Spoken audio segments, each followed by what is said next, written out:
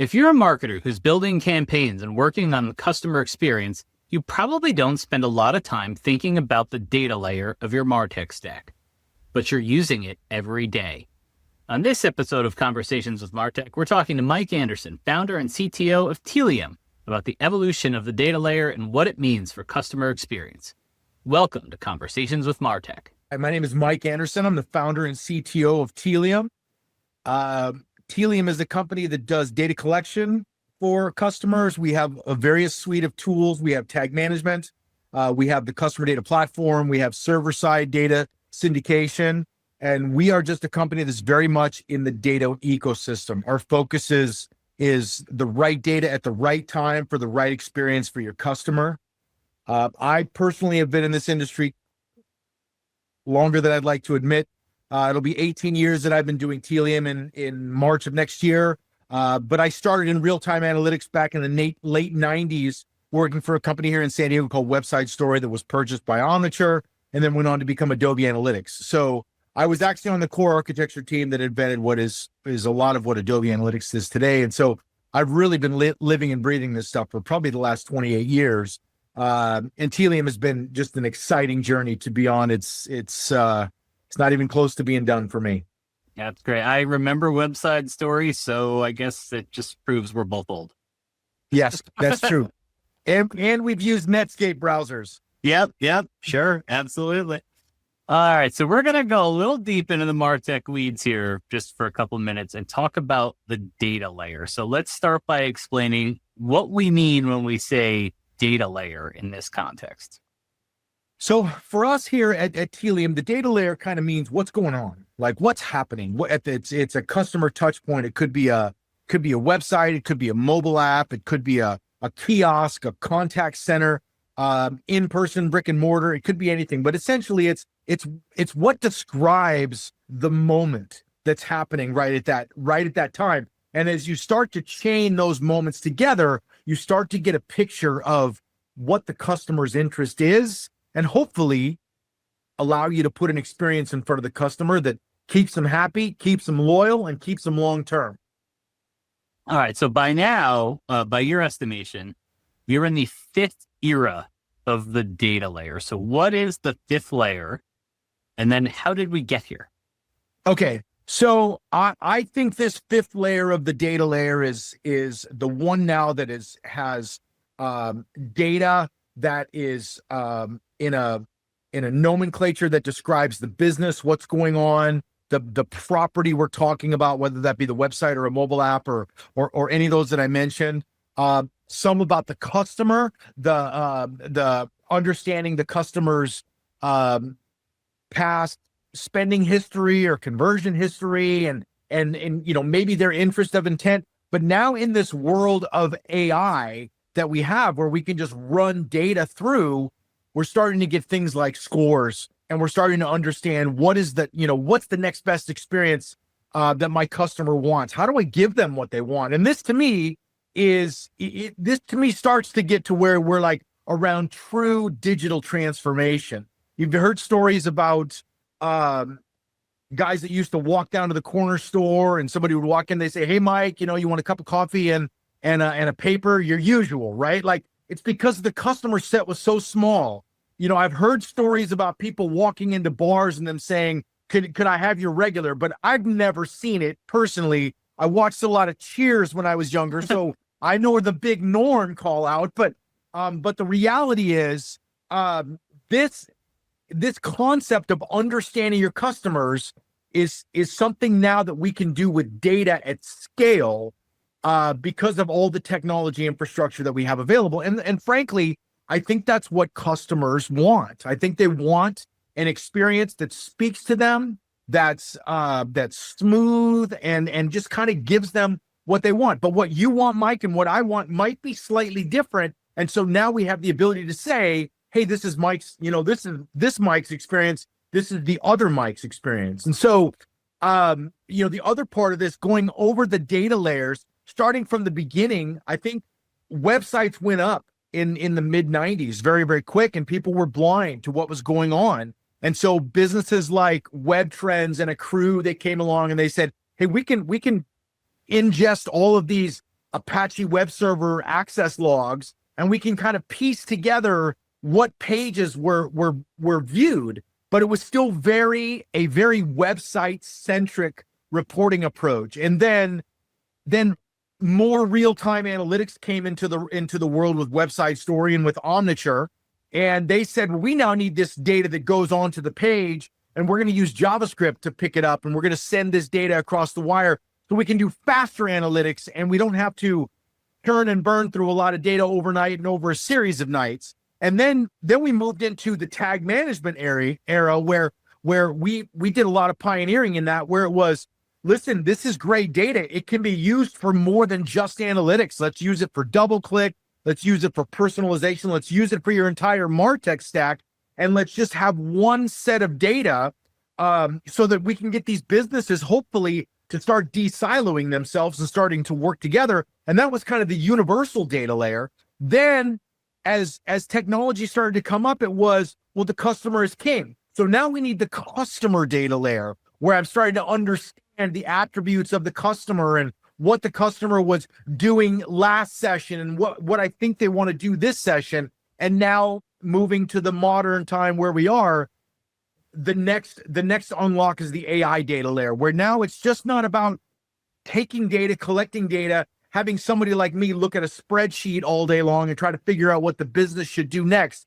Now the data is in motion. If you can get it, you can make sense of it quickly, you can react to it, and you can give experiences in the moment, rather than, hey, Mike, you did some great stuff on my website today. When I get to it later on tonight, I'll analyze it and I'll figure out how to respond to what you wanted earlier today. It sounds like some of what you're talking about is the big term, the second half of 2025, the term that everybody was telling me, context. Context. Exactly. Yeah. And making the most sense out of the context. I mean, and then you get into these real interesting things. If I use travel or the airlines as an example, if I'm using the web, I might be in a pretty good mood context at that time, because I'm going to book some travel. I'm going to go somewhere. I may be going on a vacation or a work trip, but I'm going to someplace nice.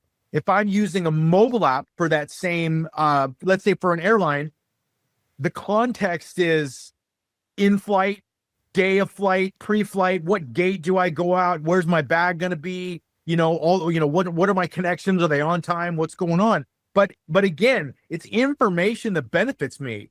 But if my context switches over to that dreaded contact center, my mood goes way down, right? Because something was wrong. Something happened that didn't work smoothly. And so I have to do a little bit of thrash and get on the phone and talk to somebody in person to solve the problem. And the idea around that is, now we're in a situation where if my job is to keep you as a customer, to keep you loyal, I want to keep you happy. And so if I know that we're going into a context where your mood may be a little bit south, I want to make sure that I'm giving you the best experience, rather than what's your name? How can I help you today? Rather than, hey, Mike, it looks like you were trying to download your boarding pass and there was a problem on the website that couldn't do it. You know what? A couple clicks, I can fix that for you. Please go try to print your boarding pass again and we'll get you moving. We'll get you on your flight. That's the kind of experience I want. And I think that's the kind of experience all customers want.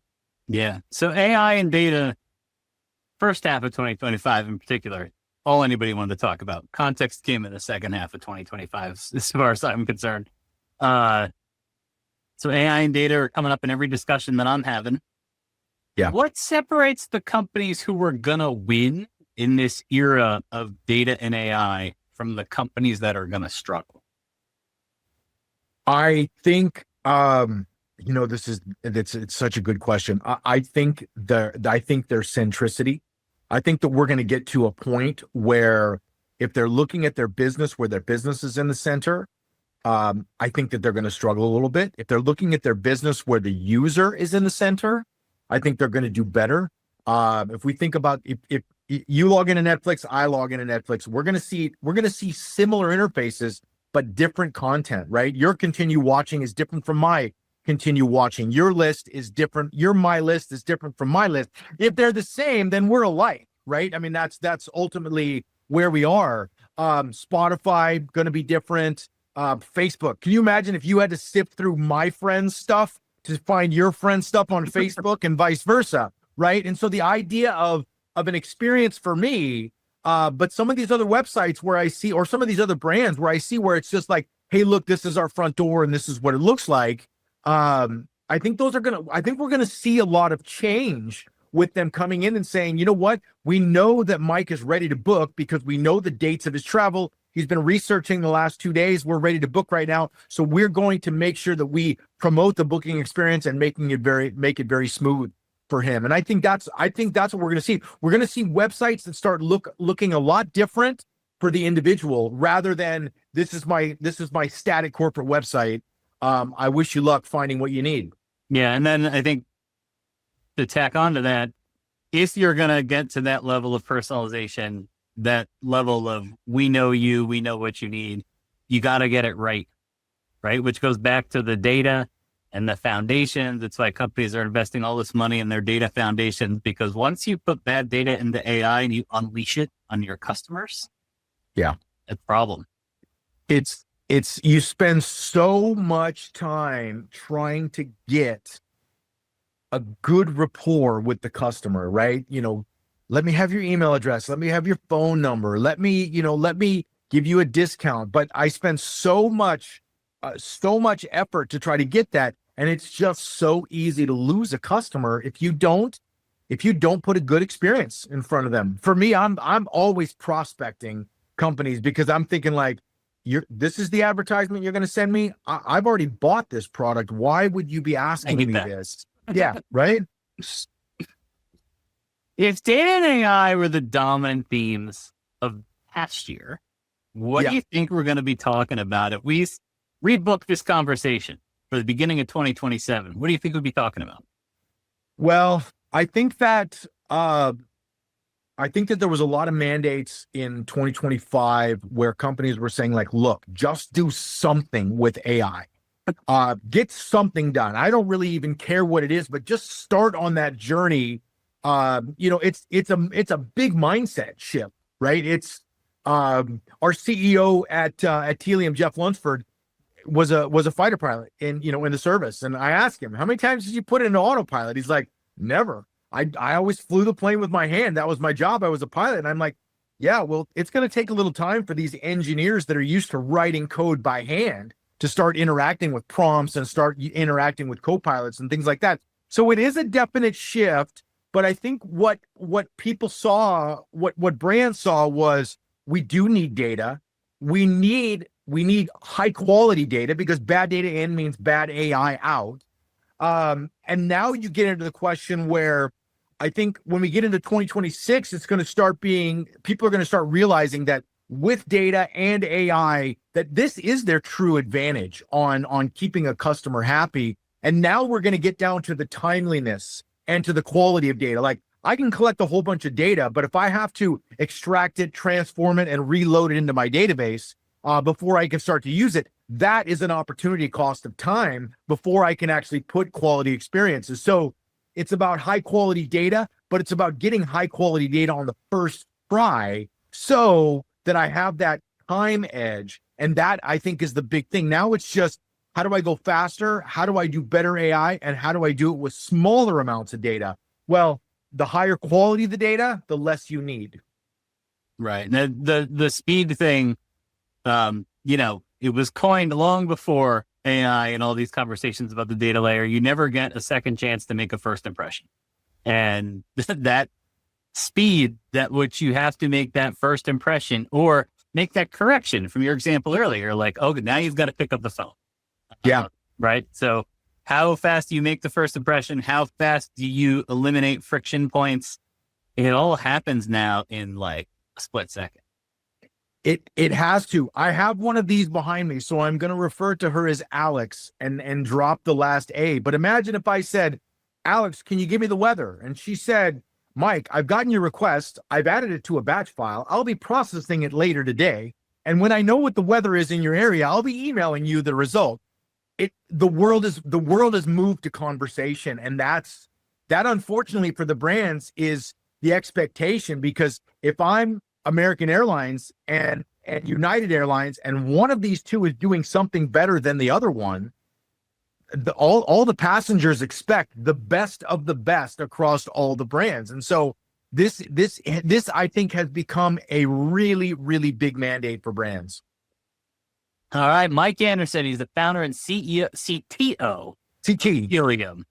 Thanks for joining us on Conversations with MarTech. Thanks, Mike.